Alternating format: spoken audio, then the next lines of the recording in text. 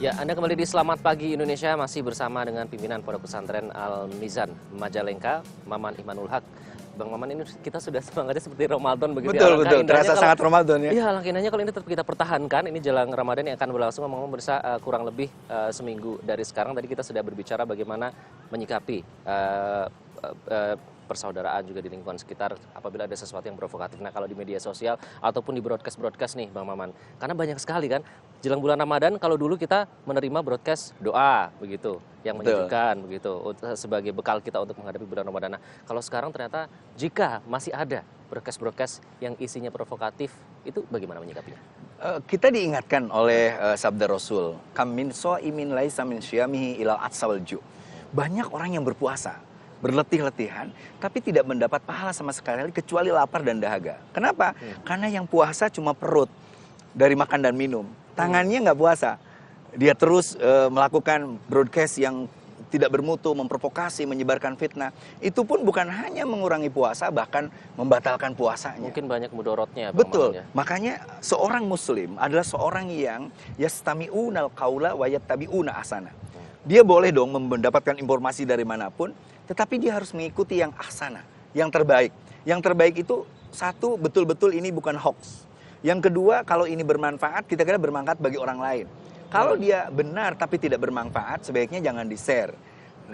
Jadi jangan ada orang ngabuburit, Mas Iqbal, nunggu maghrib, tapi dengan cara menyebar hoax, percuma. Nggak ada manfaatnya. Termasuk juga, saya mohon maaf, walaupun sense of humor bangsa ini tinggi, tetapi orang mengatasnamakan hadis itu nggak boleh. Pernah dapat nggak? Sering. Biasanya barang siapa yang lewat Jalan Sudirman maka dijamin macet. Hadis riwayat. Itu sebaiknya enggak. Kalau info aja, info lalu lintas. Jangan atas nama hadis dan lain sebagainya. Supaya kebenaran, Islam itu menegakkan ajarannya atas 3 hal. Kebenaran, kebaikan, dan keindahan. Percuma kita negakkan kebenaran dengan cara yang tidak baik. Percuma kita melakukan kebaikan tapi tidak indah. Seperti misalnya orang tadarus Al-Quran ke atas pakai toa, tapi jam 9 lebih sampai jam 3 masih terus baca Quran. Apakah tidak lebih baik Quran itu dibaca dan speakernya tetap ke dalam? Tidak perlu keluar orang yang tidur. Begitu pula anak-anak muda yang kita apresiasi main obrok-obrok, tapi ganggu. Dari mulai jam 12 sampai jam 3. Mbok ya jam 3 sampai jam 4 gitu. Nah, itu yang harus dilakukan. Di Ramadan kita harus menjadi orang yang benar, menjadi orang yang baik, dan mampu menciptakan keindahan. Harus dipastikan lebih banyak manfaatnya daripada mutorotnya ya, Ya, Bang Maman. jadi dalam Islam, jadi orang baik itu gampang. Jadilah orang yang berpuasa. Tapi Islam menyuruh kita bukan hanya jadi orang baik, tapi orang yang bermanfaat. Khairun nas anfa'uhum linnas. Sebaik-baik manusia adalah yang bermanfaat bagi semua manusia. Mas Iqbal bisa jadi orang baik dengan cara puasa. Tetapi kalau Mas Iqbal datang ke tetangga, kasihkan untuk buka, untuk sahur, atau kita gotong royong ada orang non-muslim mau nyumbang, anak-anak jalanan yang mau puasa, itu orang baik Mas Iqbal. Keren, menjaga Indonesia juga. Oke, nanti akan dilakukan kalau gitu. Nanti terakhir, Bang Maman, ini kan korelasinya dengan Hari Kebangkitan Nasional ya. Betul. Kemudian menyambut bulan suci Ramadan juga.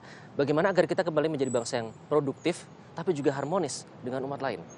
Saya rasa kita tinggal zikir kebangsaan. Sudah cukup lama kemarin kita menjadi bangsa yang tidak produktif. Sangat lemah. Hanya karena politik orang menggunakan agama untuk mencaci. Hanya karena politik orang menggunakan agama untuk lalu menghancurkan bangsa ini. Terlalu mahal.